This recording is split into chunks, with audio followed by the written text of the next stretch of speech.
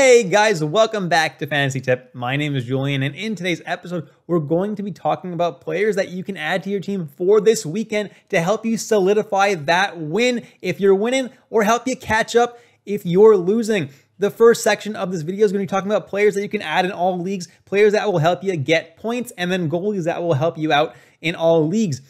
The next part of this video is going to be talking about different categories for categories leagues and who you can add for those specific categories to catch up in those categories.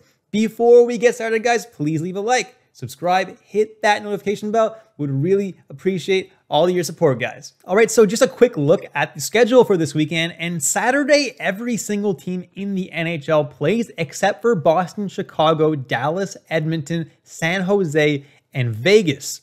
On Sunday, there are only 8 teams playing, only 4 games. Those games are San Jose at Boston, Detroit at Chicago, Minnesota at Nashville, New York Islanders at Vegas. So as you could see in the schedule that I presented, there are 4 teams that play both Saturday and Sunday. Those teams are Detroit, Minnesota, Nashville, and New York. It is players from these teams that I'm going to spend a lot of time talking about because you'll get them for both Saturday and Sunday, assuming you have room in your lineup on Saturday.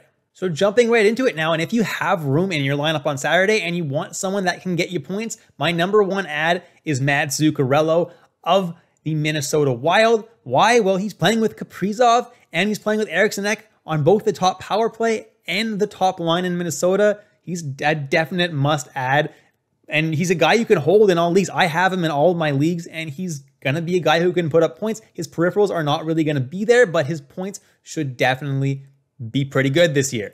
Next is Mikael Granlund, who has 4 points in his first 3 games of the season, which is pretty good for him. And Nashville, again, plays those 2 nights, right? So if you have room for Granlund in your lineup, he plays second line and top power play. He should be able to put up some points. Next is Kyle Palmieri of the New York Islanders, and he's playing top line, top power play. You can't go wrong there. Next is Lucas Raymond, who's also playing top line with Larkin and top PP with Larkin. You really can't go wrong drafting Lucas Raymond. He is a rookie, but he's looking pretty good to start the year. Next is Eli Tolvanen, and he only has 1 goal through 3 games, but he's been shooting a ridiculous amount. He's playing second line, second power play. He should be able to put up points if you need someone. Next is Robbie Fabry, playing second line on Detroit, but top power play. He's looking pretty good. He's getting a lot of points right now, so he's someone I wouldn't mind adding if I'm in a bind and I need someone to help me out. Next are Beauvillier and Brock Nelson of the New York Islanders. I have Beauvillier a little bit higher than Nelson right now because Beauvillier is on that top power play, whereas Nelson's only on the second power play,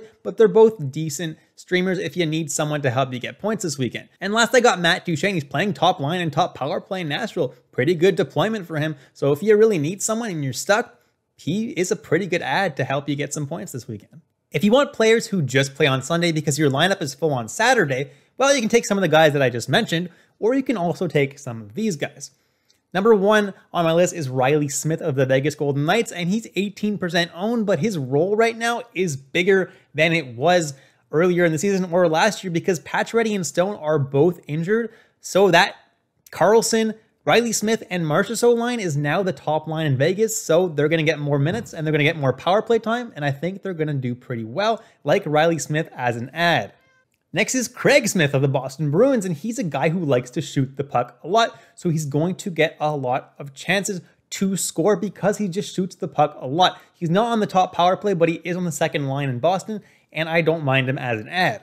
Next are William Eklund and Jonathan Dahlen, both of the San Jose Sharks. Because I'm only talking about guys who are under 25% owned in this list, I'm not putting Couture or Meyer, but if those guys are available in your league, those guys are obviously prioritized for me over Eklund and Dahlen. Dahlen, though, is playing on the top line with those 2 guys and is also on the top power play with those 2 guys. Eklund, though, is on the second line with Tomas Hertl and is on the second power play, and both make for pretty decent ads for Sunday night. Next is Evgeny Dadonov of the Vegas Golden Knights, currently playing on that second line, and that second line right now is him, Chandler Stevenson, and Nicolas Roy. It's not the greatest second line in the world, but they're going to get the opportunities. Dadonov should also get a decent amount of power play time, so he makes for a decent ad for Sunday if you need some desperation points. Next is Tyler Johnson, and I don't love Tyler Johnson as much as I did at the beginning of the season because he's no longer on the top line with DeBrincat and Kane, but he is still on the power play with those 2 guys. So if you're desperate and you need someone, Tyler Johnson is not the worst pickup in the world.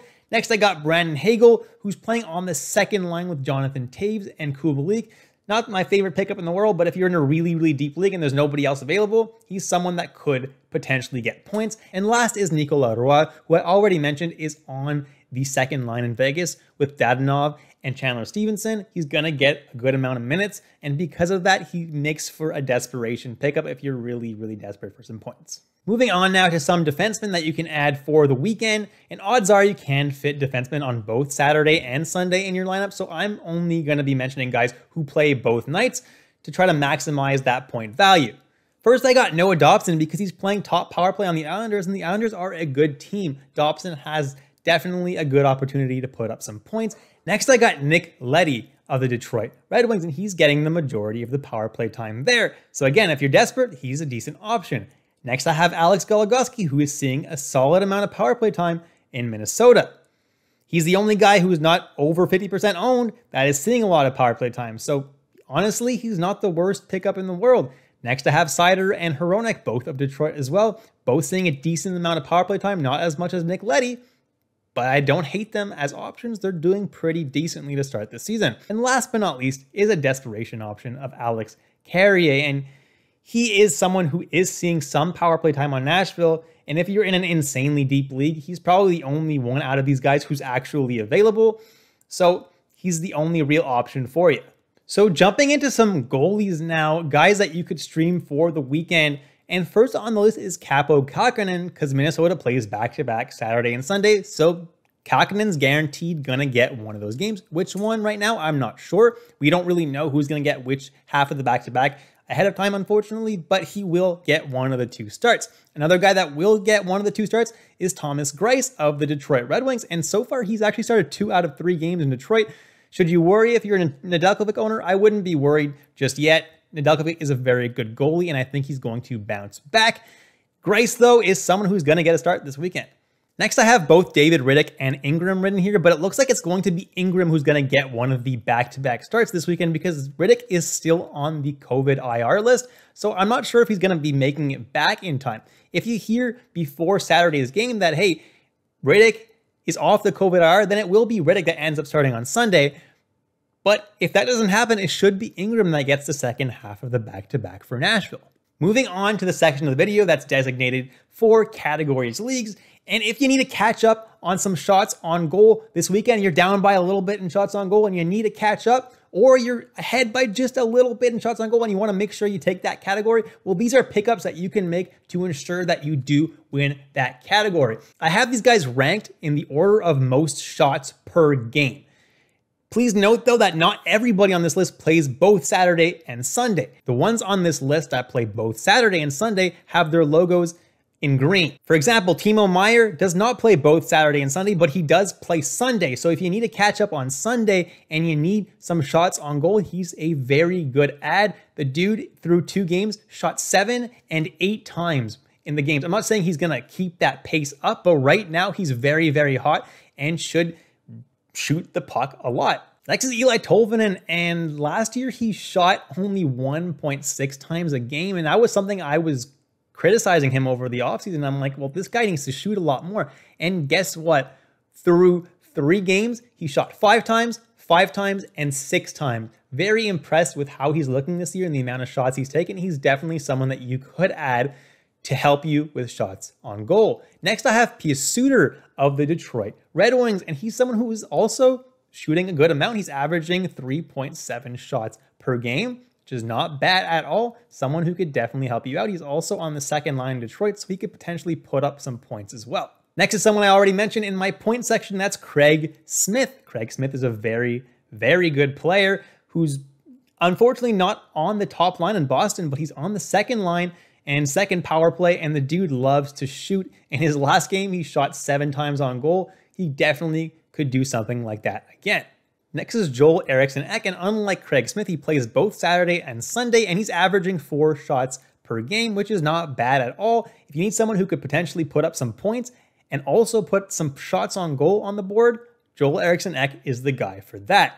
Next is Matt Duchene, and I mentioned him in my point section as well, but the dude's also shooting the puck a decent amount this season.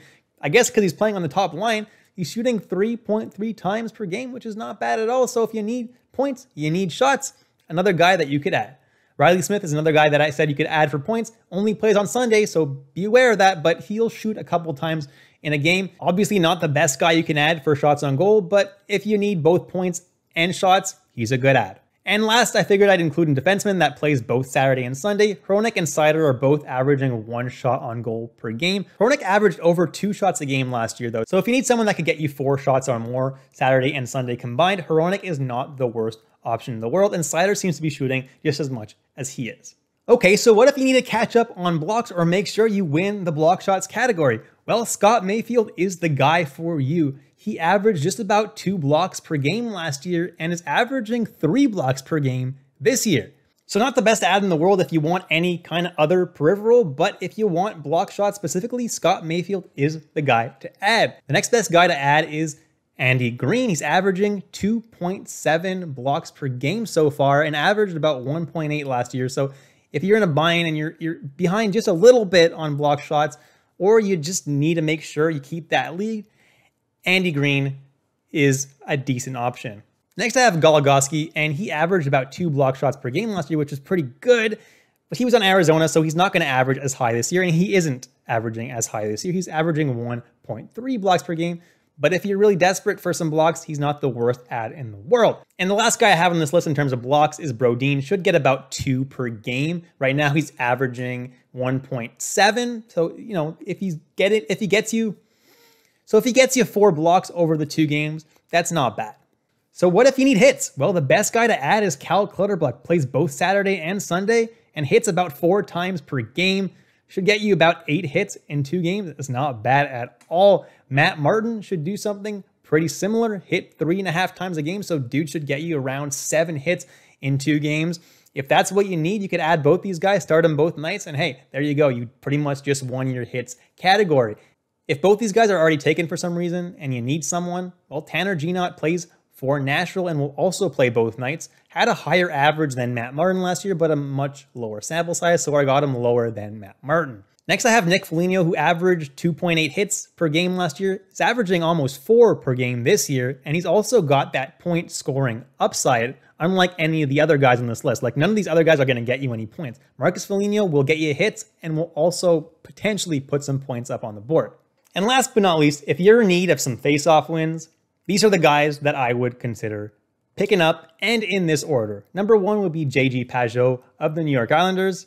He's owned in a lot of leagues though, so if he's not available, Ryan Johansson's the first guy I would go after, and he's only 6% owned, so there's a very good chance that he is available in your league and could definitely help you win a good amount of faceoffs over the course of Saturday and Sunday. Next, I have Joel Eriksson Ek, and I mentioned him in a couple other sections in this video, so he's going to be useful for quite a few things for you. Next, I have Brock Nelson, who could put up some points and get you some faceoffs. Won't do a whole lot else, though. And last but not least, he's 0% owned, Colton Sissons. So if you're really in a bind and you need someone who can win you some faceoffs, make sure you win that category. Colton Sissons is a pretty decent option and should win you a decent amount of faceoffs. And that's it, guys. Thank you so much for watching all the way through. I hope you appreciated the content today. Please leave a like, subscribe, hit that notification bell, and I'll catch you in the next episode of Fantasy Tipped.